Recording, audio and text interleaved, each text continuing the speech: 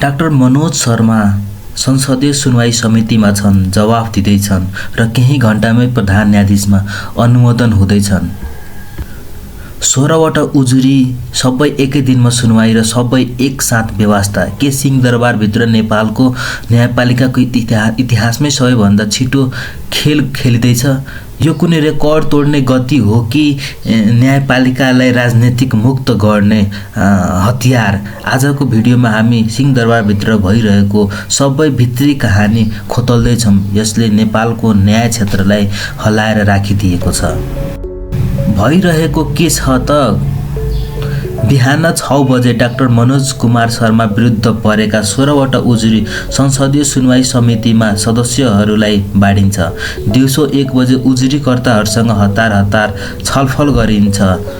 अपराह्न 2 बजे डाक्टर शर्मा आफै उजुरीको जवाफ दिन रोस्टरमा उभिन्छ र साँझ 5 बजे नपुग्दै उनको नाम प्रधान न्यायाधीशका लागि अनुमोदन भइसक्छ। भन्नु त के 16वटा गम्भीर उजुरीको छानबिन र फैसला केही घण्टाभित्रै सम्भव छ कि फैसला पहिले नै भइसकेको थियो? सुनवाई त केवल एउटा नाटक मात्र थियो। यी 16वटा उजुरीमा के थियो? के यसमा व्यक्तिगत आचरण कुरा थियो, भ्रष्टाचार आरोप थिए वा वरिष्ठता मिचेको विरोध थियो? यसको विवरण सार्वजनिक गरिएको छैन। तर अर्कोतिर डाक्टर शर्माले समितिको अगाडि एउटा यस्तो योजना पेश गरे जुन सुन्दा काल्पनिक लाग्छ। मैले कार्ययोजनामा प्रस्तुत गरे अनुसारका केही कार्यहरूको सम्बन्धमा म यहाँ चर्चा गर्न चाहन्छु। सूचना प्रविधिको प्रयोग। सूचना प्रविधिको प्रभावकारी प्रयोग मार्फत न्यायपालिकालाई प्रविधि मैत्री बनाउँदै न्यायपालिकाको समग्र डिजिटल रूपान्तरणलाई संस्थागत रूपमा अघि बढाउनेछु। भर्चुअल हियरिङ प्रणालीलाई थप प्रभावकारी र पहुँचयोग्य बनाउनेछु। न्यायिक सुशासनको सम्बन्धमा न्यायिक सुशासन कायम गर्नका लागि जीरो टोलरेन्स नीतिलाई दृढतापूर्वक अवलम्बन गर्दै न्यायिक क्षेत्रमा हुने कुनै पनि प्रकारका अनियमितता, ढिलासुस्ती, अपारदर्शिता वा कुनै पनि प्रकारका अवांछित गतिविधिप्रति कडा नियन्त्रण गरिनेछ। साथै बिचौलिया प्रवृत्तिको प्रभावकारी नियन्त्रण तथा निराकरणका लागि आवश्यक ठोस कदमहरू चालिनेछ। सेवा प्रवाहलाई छिटो, छरितो, पारदर्शी र प्रभावकारी बनाउन आवश्यक कानुन परिमार्जन र कार्यविधिको सरलीकरण गरिनेछ र सोको लागि के कुन कानुनमा सुधार गर्नुपर्ने हो पहिचान गरी सुझाव दिन उच्च स्तरीय समिति गठन गर्नेछु। सेवाग्राहीको सहजताको लागि प्रत्येक अदालतमा हेल्पिङ डेस्कको सुस्त व्यवस्थापन गरिनेछ। अदालतमा एआईको प्रयोग, डिजिटल न्याय प्रणाली, बिचौलियाको पूर्ण अन्त्य र मात्र 18.5 महिनामा सर्वोच्चका सबै मुद्दा फर्स्योट सुन्दा क्रान्तिकारी लाग्न छ।